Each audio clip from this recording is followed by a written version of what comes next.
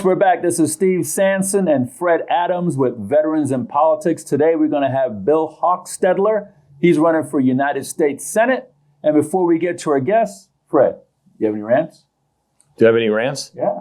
You have anything you want to get off your chest? Somebody cut you off the road today? What happened? No, I had to get up early for this. How's that? That's your only rant. That's my only rant. All right. I just want to remind everybody we have our Valentine's Day ball Saturday, February 19th at South Point. 5 to 6 is cocktail hours. 6 to 11 is dinner, dancing, raffle, and you name it. We want everybody to go on the veteransinpolitics.org, or order your tickets or go to Eventbrite. Mr. Hockstedler, how you doing today, sir? I'm doing great. Thank you for having me. Good. Tell us about yourself. Well, my name is Bill Hockstedler, and I'm running for United States Senate. And just some basic background, I was born and raised in Virginia. What part? Norfolk, Virginia Beach area.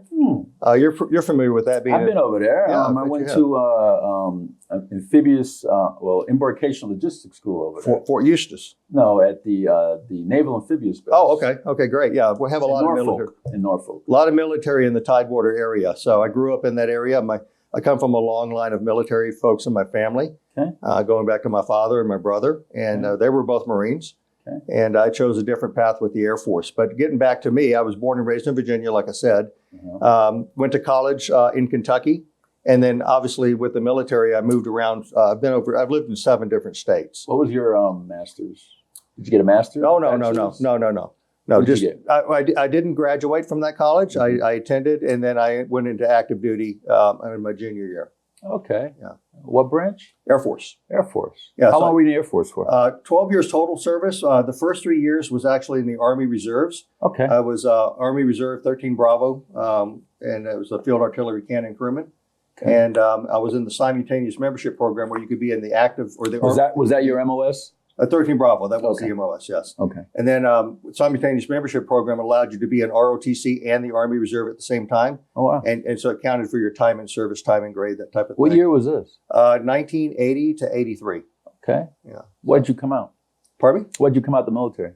As far as rank? No, what did you come out? You didn't retire, No, I didn't retire. No, after 12 years I came out. I just got to the point where I just wanted to do something different. I'd served my country. I was in the first Gulf War. Right after the first Gulf War, Desert Storm and Desert Shield is when Where were you in the first Gulf? Saudi Arabia, in Riyadh. Oh, I was out there. Yeah. 90. I also spent some time in Dhahran. So, yeah, we probably bumped into each other at some point or another. Didn't realize. But you were Air Force. I didn't pay you no mind. I just kept we were in the air conditioning, eating the good food. You were out there doing the hard work. Yeah, eating MREs. Yeah. I know. I know we didn't get hot meals until the Navy came and built chow halls. So yeah, I know what the MREs taste like, but you had to live with it every day. So. Well, if you put that hot sauce Tabasco on it, it all tastes like chicken. Fixes everything, right? So you live where now? I live in Nevada, and I live just over the hill in Nye County, Pahrump to be exact. Okay. So nearby. One of the requirements for my job is to be within about an hour away of the airport, so I can travel with my job as necessary. Of course, lately we haven't been doing a lot of travel. But. So you live in Nye County? Yes, sir. Ah. Have you been to those brothels up there? I don't go to those. I know they exist. Do you know Dennis Hoff? Or I knew of him. Yeah, yes. But I knew of him, and I've never. Rest in peace, Dennis. So. Yeah, I know where they are, but I don't do those things. Well, how do you feel about the brothels here as far as being legalized? Well, Nevada decided that they were legalized, and if that's the law of the land, that's the law of the land, and it's a personal choice as to whether you partake in that. But it's, I think it's the freedom that we enjoy. So you're running for United States Senate? Yes, sir. You have to campaign statewide, right? Yes. Have you been doing that? I have been doing quite a bit of that. I've been to Carson City a number of times, Washoe County, Washoe Valley, Reno. In fact, I didn't see you at Winnemucca. I didn't go to Winnemucca because I had a veterans event here in Las Vegas that I was doing. Okay. They had a veterans and first responders event. I think it was over at Craig Park. And and I went over to that. It was well attended, and there was well over 1,000 people there. I was recognized there and was able to stand up and wave and whatnot, and got around and met a lot of people. There were other candidates for other positions there, and I met a few of those folks there as well. So it was a great event. I had to make the choice My impact at Winnemucca probably wouldn't have been as great as it would be for the veterans and first responders. Okay. I'll let Fred go ahead and ask you some questions. Well, some of the things that I was reading up on you is that you do live in Pahrump, okay? And what type of business are you doing now? Well, I'm a vice president for a Mayo Clinic out of Rochester, Minnesota. Okay. And we handle the sepsis response team projects where we do early detection of sepsis and allow doctors to be able to take better care of the patients who come down with sepsis. And that early detection seems to be a big difference in saving more lives. So you're basically in the medical industry. I've been in the medical field for quite a number of years. Okay. Yeah. And that's probably one of the hot buttons that most people have out there. You know, what's going on with my Medicare, what's going on with my, my benefits, what's going on with right. Benefits, Medicare, and prescription cost and access to care, especially in these times where you can't see a doctor necessarily. So telemedicine is a big deal. And it's certainly in our rural areas, access to the high-speed internet that's capable of doing those telemedicine connections is critical. Are you addressing that? I am addressing that. That is one of the things that I think we need to do in our infrastructures to make sure that everybody has access to high-speed internet, regardless of your location in this country. Our country is a little bit behind on some of the infrastructure when it comes to the high-speed internet, and we can improve that. Which they just passed that bill last night in regards in the Senate and That's right. in the Congress, and so that'll become law. Yeah. And a lot of that internet stuff was in there, so we'll see where that Right, goes. that's correct. So I'm glad to see that. So I look at you're living in a rural county and you have rural issues, but people living in the big city, how are you going to address them and their needs? Well, if you break it down, the fact that right now we have 2 Democrat senators for the state of Nevada, I think that we're not serving our rural counties very well. I would agree with you on that. We got 15 counties that are considered rural, two counties that are considered urban. Now, the urban vote can obviously help sway an election one way or the other. And in the last election, we saw what happened. That we ended up with a Democrat majority here in the state. I think that what we need to do is maybe even that out. And there's good reason to have both Republicans and Democrats in the state, running the state, and also obviously at the federal level for the U.S. Senate. Nevada is perfect for that. You think about Clark County, Washoe County, being mainly represented by a majority of Democrats, and the other rural counties being represented by a majority of Republicans. We should have 2.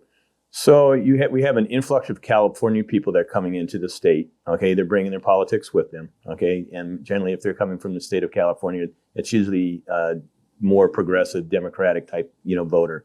How are you going to address those people? Because I always say, if you're going to move to some place that you don't like, from some place you don't like to a place that you do like, leave your politics at home, because if you don't, then it's going to, interrupt what we've got going on here. Yeah, that has been a trend here that I notice is happening. And I think the way I would address that is that they moved here for certain reasons, the freedoms that we enjoy in Nevada. I think that they like being here for those reasons, right, whether it's economic or from a safety standpoint, lower taxes, safety standpoint, things like that. You can buy twice as much house here in Nevada as you can in California. And I think that if we can address the needs that they have and the reasons they moved here, leave the politics back home where they came from. Again, that comes down to being able to have 2 different type of representation in Nevada, Republican and Democrat. Right. And being a Republican doesn't mean that I will not represent the needs of the Democrat people. So if I'm elected as a senator, I want to raise everybody's expectations of what we deserve in Washington, D.C. I'm here to represent people in Nevada, but be a leader in Washington. And I'm not going to be your leader. I'm going to be your representative and represent everybody equally, whether regardless of your race, your gender, any type of other preferences, or whether you're Democrat or Republican, doesn't matter. We need to raise all people, and that gets back to a basic point of why I'm running. Is we need civility and decorum back in Washington, D.C. We've gotten too much of the finger-pointing, name-calling on both sides. Right. And we need to really put that aside. When I was raised in the early 60s and 70s, and I finished, in becoming an adult in the late 70s, I think that we need to think about the way that our value system was then, the way that we treated each other with decorum and dignity, and not call each other names. We could disagree, but we would handle it in a more civil way. And I think we need to get back to that. Think of the times back in the old TV shows, the black and whites of Leave It to Beaver and Father Knows Best. Remember how people would sit down at the table for breakfast and everybody would be talking as a family and sort out those life issues? And pray before you eat. That too. And those things just don't happen as much. It's every man for themselves. Somebody sitting on the couch with a video game and a bag of potato chips, and that's dinner. And So I think we need to get back to family values that really help instill in our younger people the things that make them better adults. I was raised at a time when work ethic was a big deal. I earned my first car by bagging groceries for $1.35 an hour all summer long. Yeah. And nobody gave me anything. I paid my own insurance and gas. And the only thing they did for me is drop me off for work and pick me up because I couldn't drive.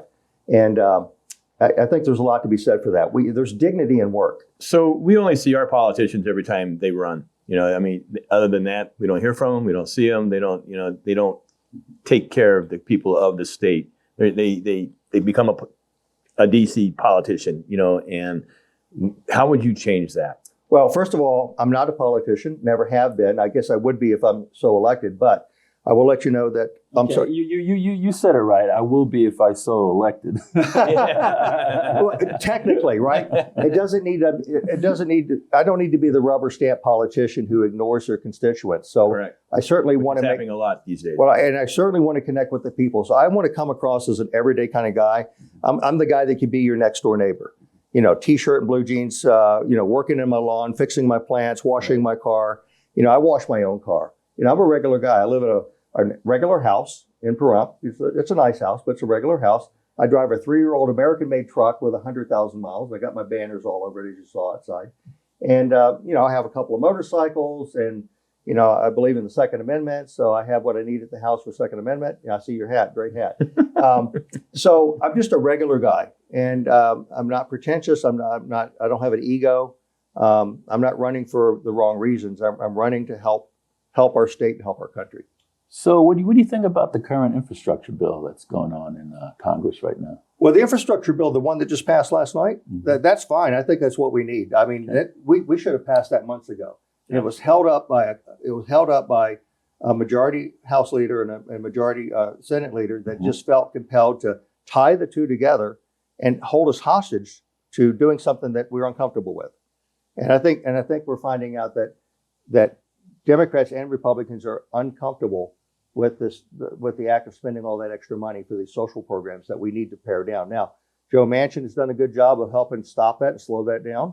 And we have every opportunity to make improvements on that and pass it at a later date when we have to get the Congressional Budget Office to tell us what it's going to cost. Would you do something to end all these pork that all these senators and Congress people sneak into these bills? Well, yeah, I would, and I think we've already demonstrated some of that now. Is that we're basically rebuking that by not voting for these things and just letting them pass through, and have these things happen because we have no other choice. Would you vote for something and then read the bill? Oh no!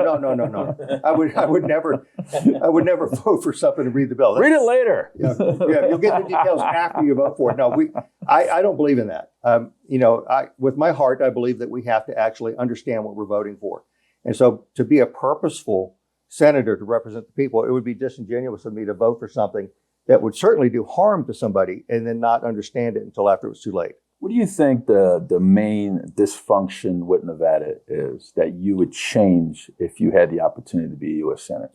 Well, I wouldn't call it a misfunction, but I'd say that our economy is actually tied a little bit too much to the gaming and entertainment industry.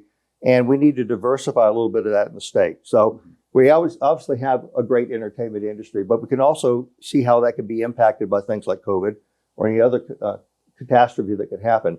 So I think a diversification in our state would make us a stronger and more resilient state. And obviously your Congress people and your local legislatures would be more fit to make those types of changes. I think there is some areas where senators can be impactful in bringing different industries to Nevada. And like what type? We've had a lot of politicians try and do that, and say they're bringing certain companies to Nevada. It's never panned out. Right. It's always been and what kind of industry you're thinking? Yeah, that's a good question, and I'll tell you that. But let me preface it with saying that I think that government should be a smaller government. Right. We don't have to have more government, more regulations. I think we should be smaller. However, knowing the fact that we now have another branch of the military called the Space Force, and we have all this open land in northern Nevada, north of the test site and north of Area 51, why not figure out a way to use that BLM land, protect it because it is our land, it belongs to everybody in the country, right? But we don't want to destroy anything, but maybe have some infrastructure for the Space Command that could occupy a certain area.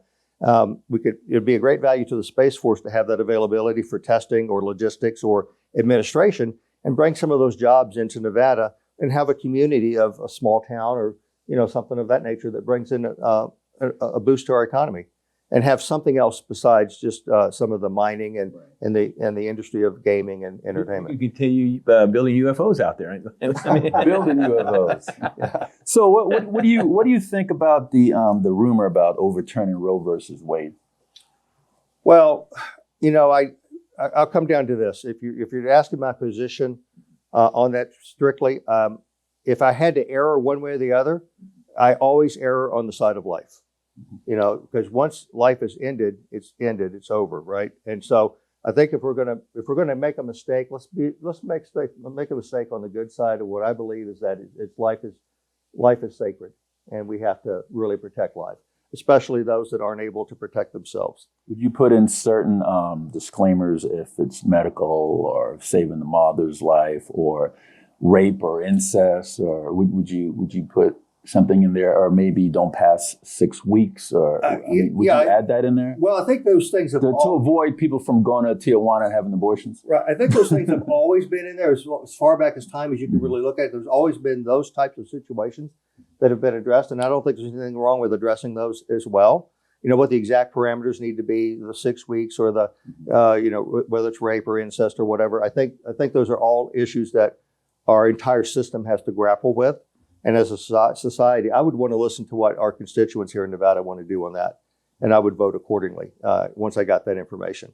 I don't think that my personal views necessarily need to be the views of our constituents in Nevada, because I'm here to represent all Nevadans, right, Democrat and Republican alike. And but I do kind of tend to believe that life over death. Okay. Fred? Yeah, you can jump at any time you want. I think I have. Oh, okay. We have two very big populations here in town. One would be the seniors, and one would be Hispanic. Mm-hmm. Okay. I thought the veteran population. Well, veteran population is actually a very big population too, because of the fact that we have Nellis Air Force Base here, and we have Creech. Mm-hmm. So I just look at it as you're talking about the Las Vegas area versus the Reno area. So how would we address dividing up the state in regards to like getting legislation for these people versus these people that really don't have those things going on up in Reno? And I don't know how I'm really asking this question right now. Well, yeah. Thank you. Bill's a smart guy. He'll figure it out. Thank you for acknowledging the confusing question. Again, I don't think of our geography, the diversity that we have, and the distance between us and, say, Reno. I don't think that's necessarily a problem, especially today with all the technology that we have to address in communications and video conference, Zoom calls. But I think that what we have to do is just that the representation that we give has to be considered as a whole. So I don't want to say that what Nevada or what Las Vegas needs is exactly what Reno needs. Correct. That's kind of what I'm getting at there. And I don't. So it has to be good for the majority of all people. Right. You can't focus on one particular segment. Do something for the veterans, but don't do something for the seniors. I don't believe in that. I think we need to make sure that what we do is equal and balanced and fair for everybody.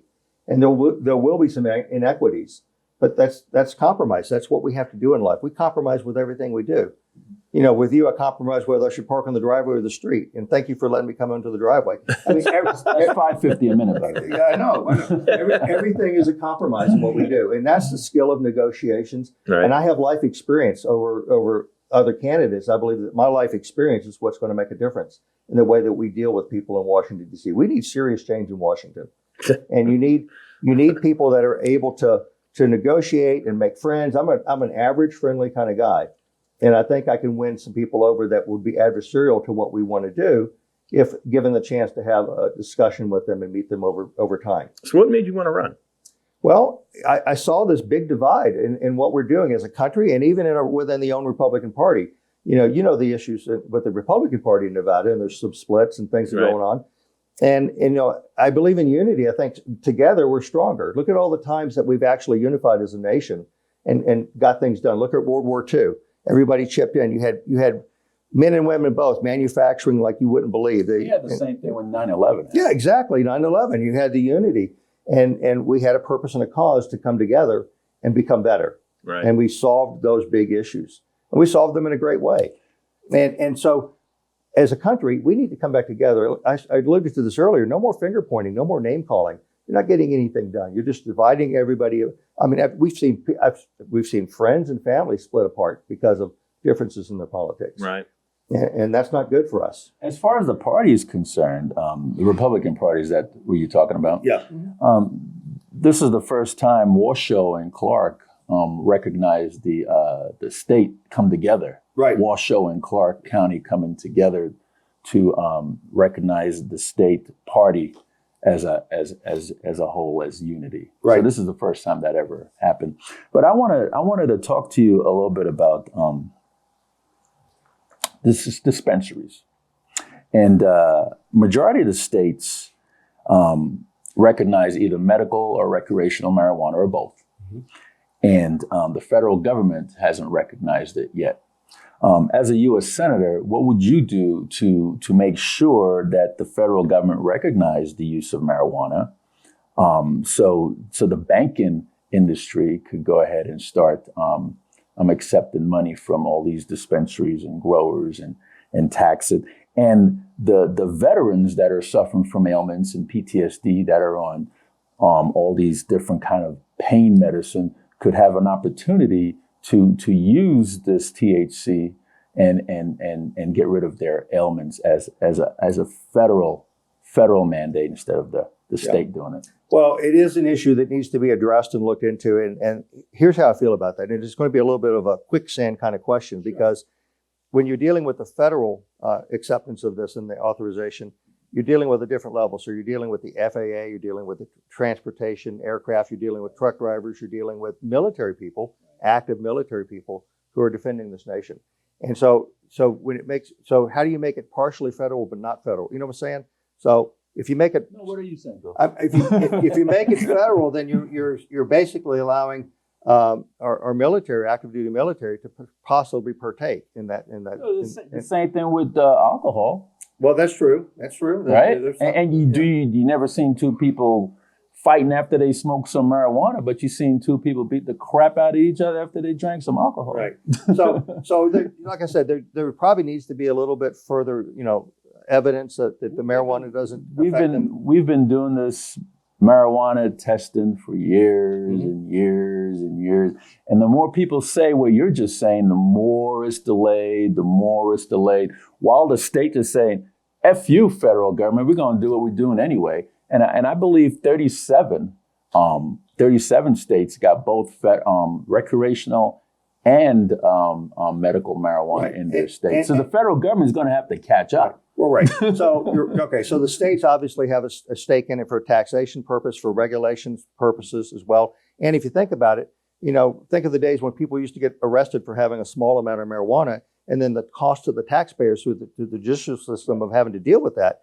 People said, we're spending, $5,000 for a person who has a small amount of marijuana. Look at the cost of that versus the benefit. Let them have the marijuana, tax it, get the tax base for the country. So you just have to balance the whole thing, whether, now they say buzz driving is drunk driving and all that kind of stuff. So if you have to figure out where the balance is for safety, public safety, and the need for tax money and revenue, and what's good for the regular people. So I think it's worked out well at the state level. It's just that one more hurdle of whether we're going to federalize it or not is going to make the difference. So how would you vote? I'm sure you know a lot about the cannabis industry to make a conscious decision. Yeah. I would vote to approve that, actually, as long as we didn't affect our military people or people that are in those positions that deal with public safety and endangerment. So, we certainly wouldn't want anybody in our executive branch smoking marijuana on a regular day before they do a press briefing. But you understand my point. I understand. So maybe there should be times like you can't, if you're in the military and you indulge in the marijuana, you have to have a 6-hour window before you report to duty, or a 12-hour window before you report to duty. That might be good. Yeah. So you do reach a point where you don't want to be continuing to fight it anymore. You have to figure out which way you want to go. But shouldn't they do the same thing with alcohol? well, they kind of have, right? They could do the same thing with marijuana. Right, exactly. So they kind of have done it with alcohol. So maybe there will be a time that comes that we can do that. There may be a way that it's good for our country as far as the taxation purpose. And right now, the banks are starving for that marijuana money. They really are. because and if I understand it correctly, it's all a cash business now. it's a cash under your pillow, mattress, Right. wherever you want to put it, in your wall. You know, like the cartels used to do back in the day. I saw Breaking Bad. Did you see Breaking Bad? I did see that. Term limits. And I can ask the same question. You know, and this is what bothers me with this thing, because what causes corruption is people staying in office too long. Right. So they get relaxed. They get to know who the players are. The players become their friends, and this is what causes corruption. Being in office too long causes corruption. Mm-hmm. Now, the president of the United States is 2 terms. Right. Okay? Right. And I know one of the senators wanted term limits. I forget his name. His name escapes me. He ran for president. Ben Sass? No, it wasn't him. He has a beard and everything now. Ted Cruz. Was it Cruz? Ted Cruz has a beard.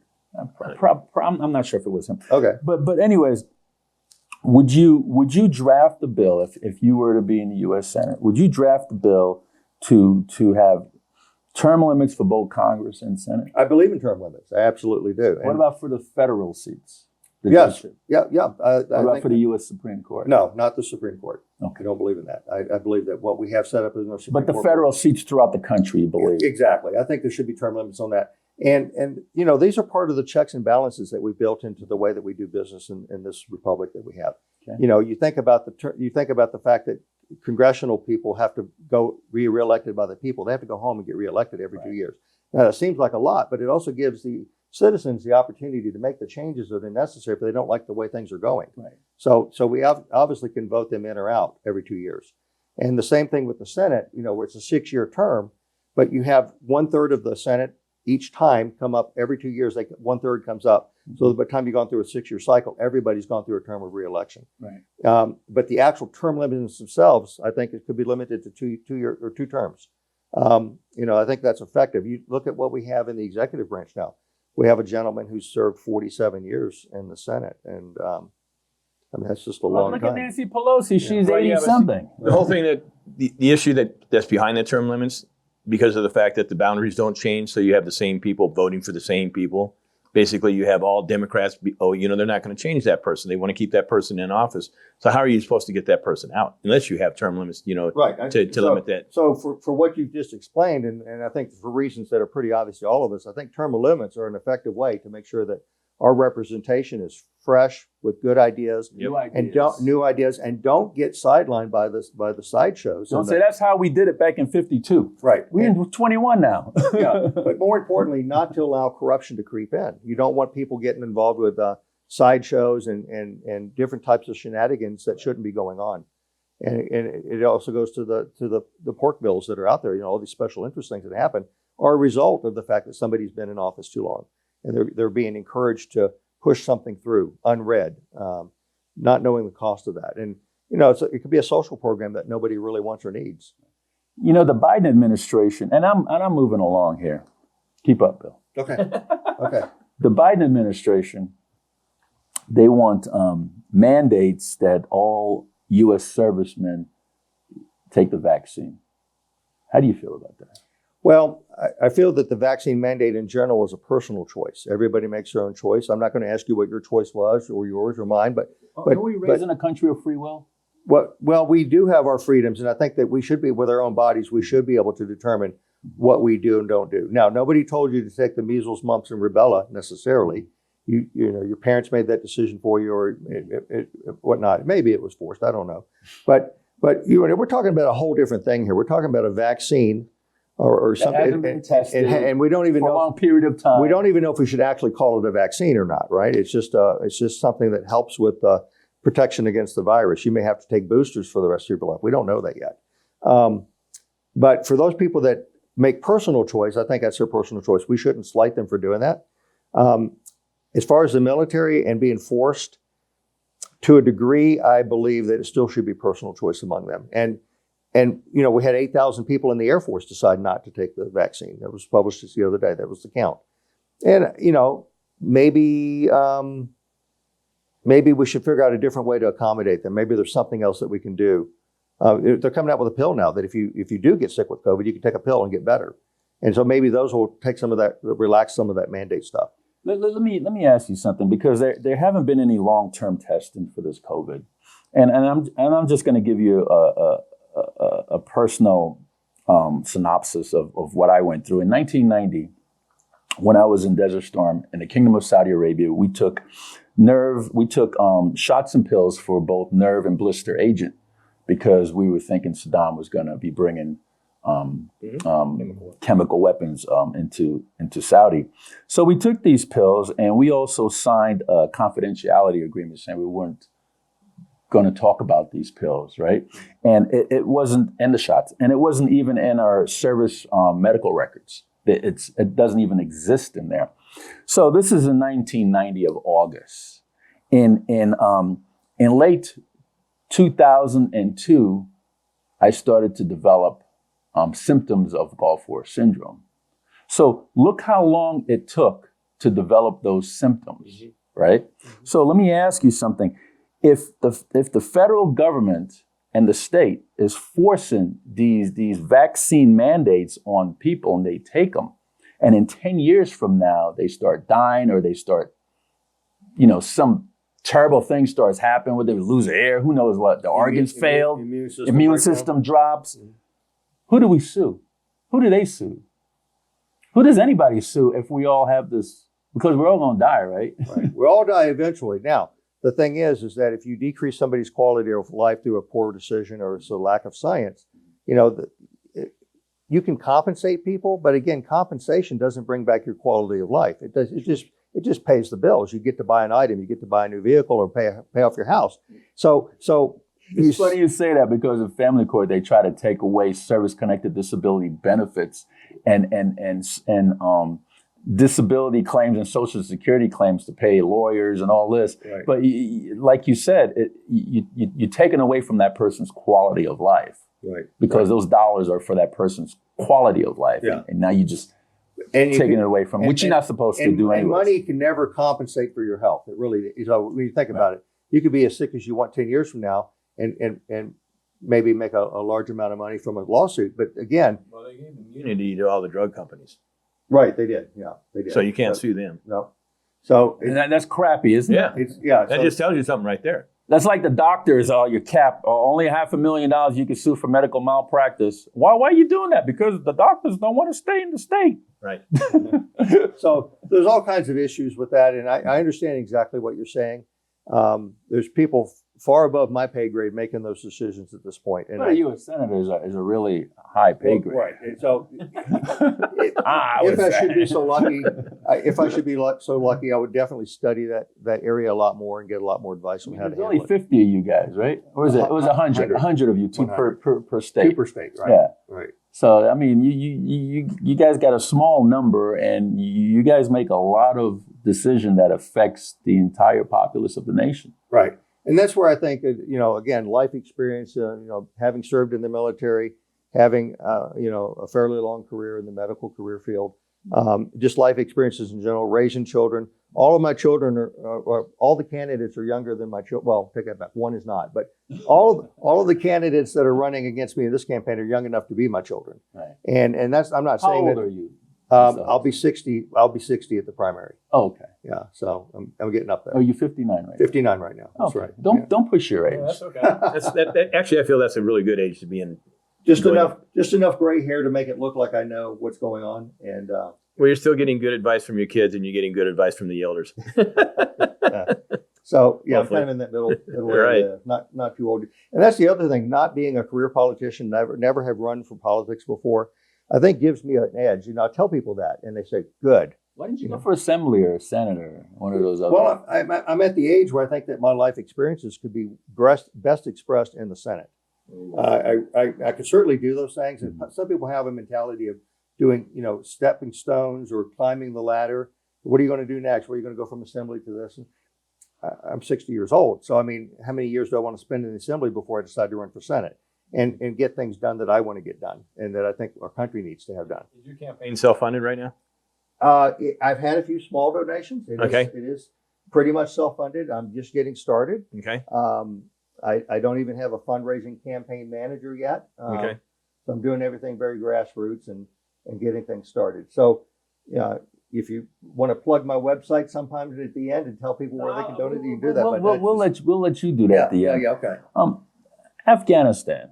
What are your feelings on the way we evacuated? Well, generally, I think that the military that was there did a great job of what they were able to do under the circumstances. I don't want to blame our military, and I don't want to blame our military leadership necessarily either, even the colonels and generals.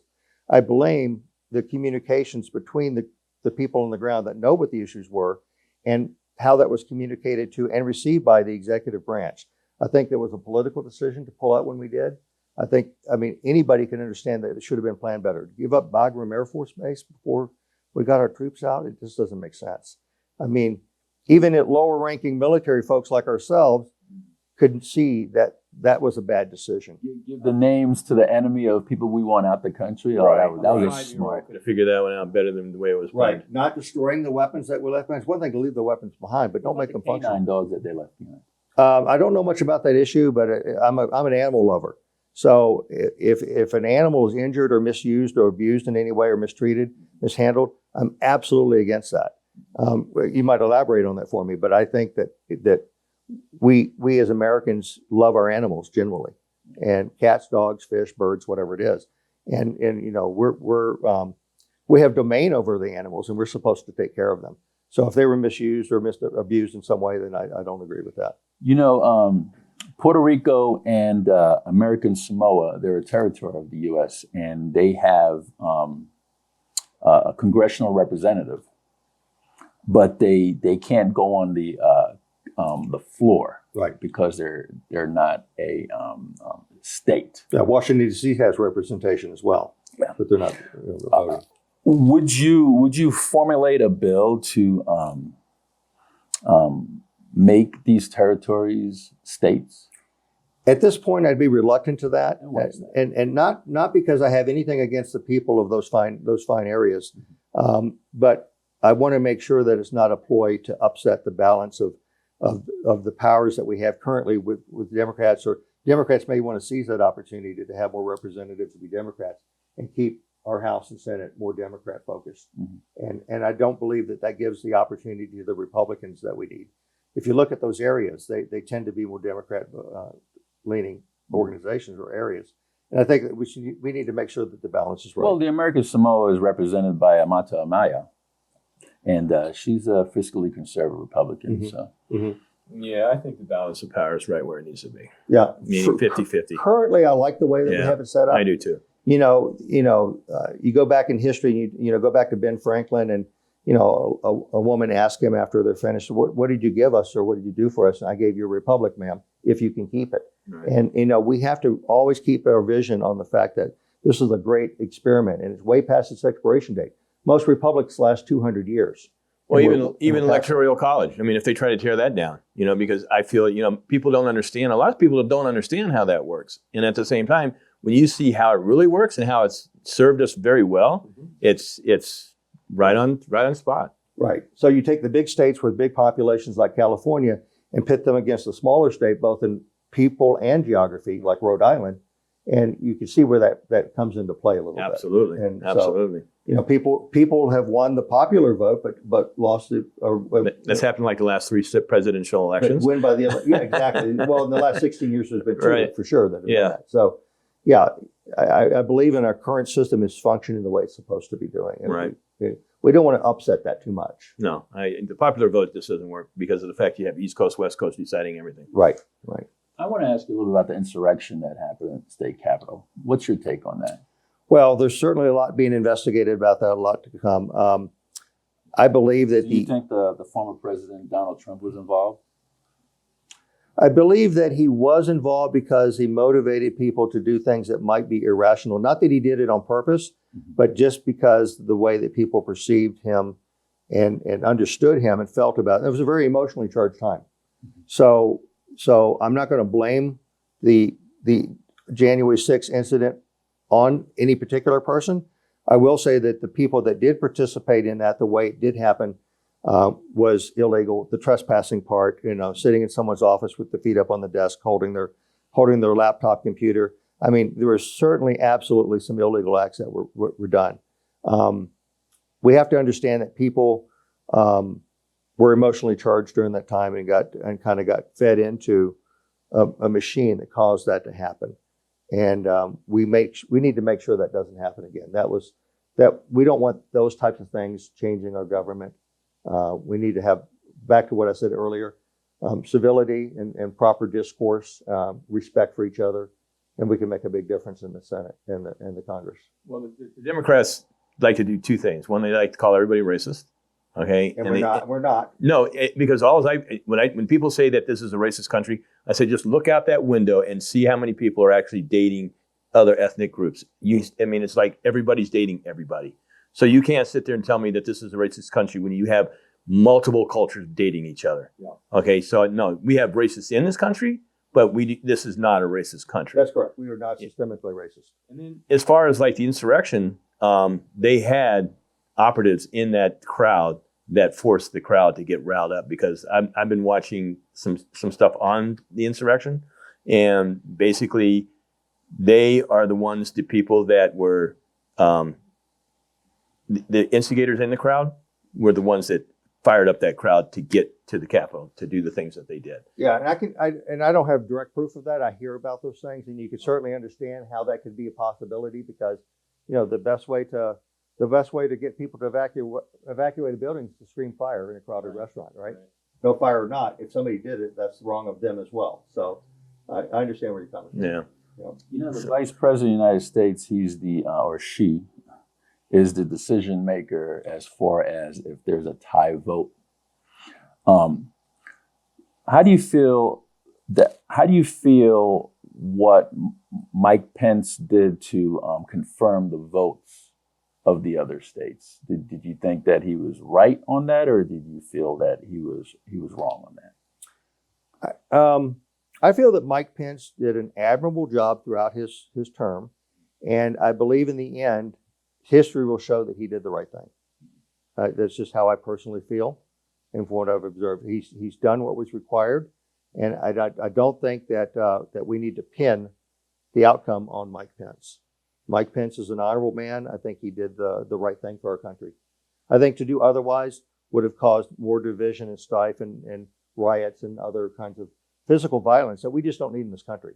So I think it was a time that we needed to reflect back and regardless of how you feel about the election, it was probably the most secure election and most scrutinized election of all times, in the fact that we heard coming months ahead of time that there was claims that there would be fraud. And so we had all eyes on it. So what happened that we might not have seen, that's another story. But I think that we did the best that we could, and we have to believe in our systems, or we have nothing, right? If we can't believe in the integrity of the vote, then we lose our country, and we can't do that. You think there's fraud in our voting system? Oh, absolutely. Yeah, I'm sure there's fraud. There's little pockets of things. Now, whether there's some fraud that would turn an election is another question. But yeah, I'll bring up a point. You might not want to hear this, but there was a Republican that was recently screaming that there was voter fraud, and I think it was in Pennsylvania or whatever, but there's talking about voter fraud. Turned out it was him that did it. Now, He voted twice for his wife. something like that. His wife was passed away, or he voted twice. Yeah. So, so you look at instances like I know that the Democrats want to bring that up immediately, but that did happen. In fact, I think the only conviction of voter fraud was on a Republican at this point. There may be others come out, but so we have to be very careful about making accusations, pointing fingers, calling names, and not taking truth for truth. What happened has happened. We can learn from it. We can do a better job next time. We can be better. We can be better, poll takers and watchers of the polls. And you're touching on something about truth, okay, in regards to how the media is trying to put spin on truth. Mm-hmm. Let's take some of like CNN and MSNBC and CNBC and these about the whole election, about Donald Trump and the Russian, and then also now the insurrection, and now all these things that they've been putting out false narratives, but yet they don't want stuff that the Republicans have found to be truth. And they've cut them off. Right. So that would be something that, if you're going to talk truth, both sides need to be able to talk truth. You're exactly right. And that brings me to another little story I want to tell you. So back before the internet and cable news networks and all the media, and everybody was trying to do whatever they can to get the ratings right. Right. So one faction wants the left, one faction wants the right, and they want to appeal to them, and they feed into that energy. Right. Fear and uncertainty and doubt is the big seller, right? Grievance politics seems to be the name of the game today. And, I certainly don't want to run my campaign on grievance politics. Good. But that being said, going back to the story, is that there was a time before the internet when you had what we would consider more honest news reporting. My father was a newspaper reporter and an editor. What paper? The Newport News Daily Press. Okay. Fairly large circulation in the Tidewater area. Mm-hmm. And if you think back on the days, you all remember Lou Grant, the character for the Lou Grant show, Mary Tyler. Okay, my dad was the epitome of Lou Grant. That was who he was. In fact, in his obituary, when he passed away, one of the people that wrote his obituary and put everything, talked about him being the Lou Grant kind of character for the newspaper that he ran. Okay. And so he was an independent. He wasn't Republican or Democrat. He wanted to stay an independent so he could be more objective with the news. And before the internet and before the internet, you only had TV, newspaper, and radio for advertising. When we'd have candidates coming to the house or knocking on the door, calling on the phone at all odd hours, trying to be on the front page of the newspaper. So I saw a little bit of that as growing up as a kid in the 60s and 70s, where people would try to influence the newspaper to do things a certain way. But back in those days, you really had that greater generation of people running the country and running the news outlets that really had the best ideas for the country and not necessarily going left or right or favoritism. And so my dad, being an independent, taught me that honesty, light over darkness, truth over lies, and all of those things are the best way to go. Right. And that's where, in talking about the fruit not falling far from the tree, I was raised under that type of condition. So that's the type of person I am today. That's good. And so, yeah. Well, we know that, they'll take a story and whatever fits this narrative, they'll take this half, and whatever fits this narrative, they're going to take this half. And the truth's somewhere in the middle, right? Most somewhere likely in the middle. Right. Yes, So, that's correct. And so, yeah. So again, it goes back to Do your homework. It goes back to trying to split the country apart and have left and right, extreme conditions on both sides. And you're right, somewhere in the middle is probably the truth. Right. And so I find myself to be somewhat in the middle in a lot of things. I really am. Yeah. And so, again, being the guy next door, being the everyday person that you would want to have as your neighbor that's, fixing his plants in his yard or washing his car or painting his house or whatever it might be, is the guy that I am. And so I'm not a millionaire. I'm not a politician that's been doing this for, unlimited terms. Right. That has all kinds of, things going wrong with their personal life and their financial life and legal liabilities and things like that. I don't have any skeletons in my closet. I have no dirt. They're going to have to make it up. Well, they don't. Well, they will, but they have to make it up. Yeah. And so I'm a really good candidate for this position. Well, the thing I find out about my, just looking at myself, I say, most of my friends are Democrats, and I consider myself a Republican, but we all get along fine. Good. Because we still communicate. Because we talk to one another. We just say, hey, this is where I differ. This is where you differ. And then we just if we don't agree upon it, just let it go. It's let it go. We have people that will figure that out. Right. So yeah, it works out well for me. Well, that's good on a personal basis for your personal life. That's a good it is. It's really good. Right. Fred, do you have anything else for Mr. Hockstedler? I wish you a lot of luck. Thank you. Getting to know you a little bit better. I feel a little bit more, more out to vote for you. Well, that's the whole goal. Once somebody talks to me and gets to know me a little bit, they'll figure out that I might be a good guy to represent them. And I think I would have some good ideas for you to moving forward in your campaign. Right. So being that I've been here for 55 years in the state of Nevada, yeah. Do we have time for me to mention one thing about this straight shooter pledge? Sure. Go ahead. So I'll just hold this up for a second. So my part of my branding is called a straight shooter. And a straight shooter is basically those things that we want to embody to be what we want everybody to be in this country. Democrat or Republican or independent, no matter what. And it's things that make good people: honesty and forthright, law-abiding, helpful and kind, hardworking and fair, responsible and reasonable, a good friend and a neighbor, as I mentioned earlier, charitable and willing to serve the nation when called upon, to protect our blessings of liberty and democracy that keep tyranny at bay, with no regard for personal sacrifice, for the greater good of the country, earth, and the future of our humanity. Those are the things that I believe everybody can actually embrace. And if you don't like those things or you don't believe in those things, then just vote for the other person. But these are what I believe, and I want people in the campaign that believe these types of things. For the straight shooter pledge, they can sign up for that on our website and be a straight shooter. And if they do, they can put out yard signs or be a volunteer, whatever. Well, let's do this. Bill Hockstedler. Hockstedler. Hockstedler. Yes. Thank you so much for coming on the program. I'm going to need you to look into the camera. Tell folks why they should go to the polls and vote for you. And if you want to hold up your flyer there, and Mark will zoom right in on you and give your point of contact as well, please. Great, I'll do that. So yeah, Bill Hockstedler for the United States Senate. I hope that you'll be a straight shooter like I am. The Straight Shooter Pledge is on my website and on the back of a lot of my material that comes out. I just mentioned what the Straight Shooter Pledge contains. And if you're a straight shooter, I'd like you to join our campaign. You can go to victory2022.org and contact us that way. There are QR codes on everything that I do, including the banners on my truck. I have people coming up to my truck taking pictures of it so they can get the website right on their cell phone really quickly. Oh. So again, that's victory2022.org, Bill Hockstedler for the United States Senate. I'm here to represent you. I would like to get your vote. I'd like to earn your vote. So let's all talk. Thank you so much, Bill. Appreciate that. Since you're a special guest host, Mr. Adams, do you have any last words you'd like to say? No, I think you've filled us in on a lot of things that I was wondering about, and like I said, you've covered the three things that I was mainly concerned about, and I appreciate your time. Well, thank you for having me. And again, it's very important that I did this before Veterans Day. Veterans Day is a day that we really should hold in high. You canceled.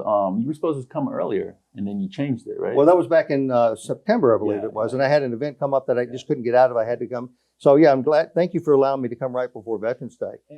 And do your thing. You were talking about Veterans Day. I like to hear it. Well, yeah. So we really need to honor Veterans Day. Just so you know, it started out as Armistice Day, and it's really in celebration of the end of World War I. And so it was always held on November 11th as the Armistice Day, and then it eventually got changed to Veterans Day, but only through a bill that passed in Congress in I think 1938 or something like that. And then it was also rolled back to the fourth Thursday of October at one point, and that lasted for 10 or 11 years. And then it got brought back to November 11th because of the significance. So Gerald Ford was responsible for changing the date. So a little bit of history on that. But, go out and thank a veteran. There's, veterans have served our country. Veterans Day is the day to really celebrate the living veterans, and also to think about the fact that I want to also honor all citizens of the United States who have done their part to make this a great country. The military has done their part, but also civilians who weren't as fortunate to join the military like us were able to do other things in industry, pay their taxes, be good citizens, be a straight shooter. Those types of things lift our nation. And without them, military wouldn't exist. And without the military, they wouldn't exist. And less than 1% of the American populace join the military anyways. Yeah, it's a small, so it's an honor to be a veteran. Yes. And to have served honorably. So, and thank you for your service. Thank you for your service. And, I come from a long line of military folks. My father was World War II, 2nd Marine Division, did all the great battles that you can think of in the Pacific, Tarawa, Guadalcanal, Saipan, you name it. Not a scratch. My brother went to Vietnam, not so lucky. And he passed away from his wounds 7 years after returning from the States. My condolences. And then I joined the military 4 years after he passed away. So it didn't deter me from serving our country. That's the other thing, is that don't let life experiences that happen to you deter you from serving this country if you're so inclined to do so. Well, Mr. Hockstedler, thank you so much for coming on the program. Fred Adams, thank you for joining us. Folks, that's Bill Hockstedler. He's a candidate for United States Senate for the great state of Nevada. Go to his website, take a look at him, see if you'd want to vote for him. We hope that this segment has been informative. This is Steve Sanson, Fred Adams with Veterans in Politics. Until next time.